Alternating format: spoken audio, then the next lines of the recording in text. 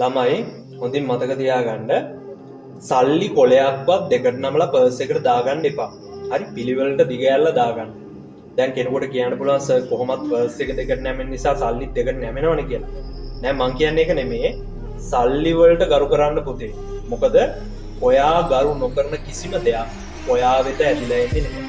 ඕක හරි ලස්සනට විස්තර කරනවා ලංකාවේ ව්‍යාපාර ගොන්නක හිමිකාරීත්වයේ තියෙන රටේ ප්‍රසිද්ධ ව්‍යාපාරිකයෙක් වන කවුද?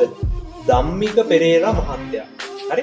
එතුමා කියනවා පාරේ යනකොට රුපියලක් වැඩිලා තිබ්බත් ඒක ඇහිඳින්න දෙපාරක් හිතන්නේ නැහැ කියලා. මොකද රුපියල කියන තැනුම් මේකකය තිබ්බේ නැත්තම් කෝටි ගානක දේපලක් නැත්තම් වත්කමක් හැදෙන්නේ නැහැ.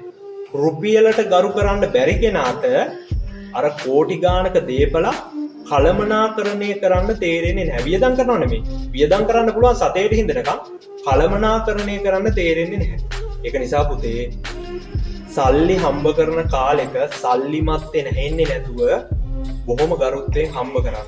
මොකද ඔයා ගරු නොකරන කිසිම දෙයක් ඔයා වෙත ඇදිලා එන්නේ නැහැ. හරි?